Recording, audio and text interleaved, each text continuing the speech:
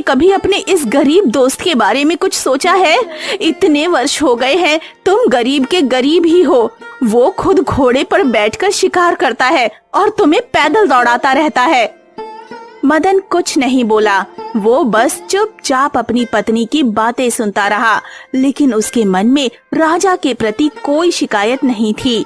वो अपनी तकदीर को जैसा था वैसा ही स्वीकार कर चुका था।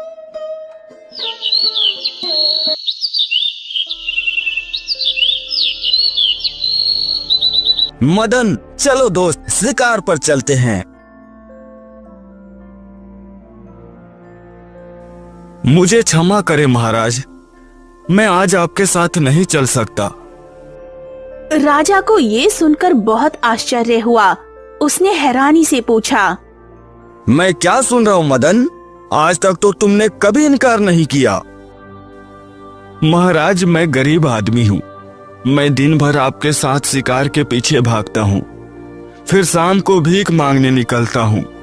मेरे बच्चे भूखे सो जाते हैं, लेकिन मैंने कभी ध्यान नहीं दिया। और आप शिकार के बाद महल में लौटते हैं, स्वादिष्ट भोजन करते हैं और आराम से सो जाते हैं। अब मुझे अपने परिवार का ध्यान तो रखना ही है महाराज, इसलिए मुझे क्षमा करें। मदन की बातों ने राजा को चिंतित कर दिया और राजा की आंखें नम हो गईं। मेरे दोस्त, मैं बहुत शर्मिंदा हूँ। मैं कभी तुम्हारे बारे में नहीं सोचा, बल्कि तुम मेरे बचपन के मित्र हो। लेकिन तुमने आज मेरी आंखें खोल दी। तुमने हमेशा अपनी दोस्ती निभाई, मगर मैंने कभी तुम्हारा ध्यान नहीं रखा। नहीं महाराज, आप माफी मत मांगिए, इसमें आपकी कोई गलती नहीं है। ये तो मेरी किस्मत है। चलो इसी वक्त अपनी पत्नी और अपने बच्चों के साथ रथ में बैठो। आज से तुम सब महल में रहोगे और अब मैं तुम्हारी एक नहीं सुनूंगा।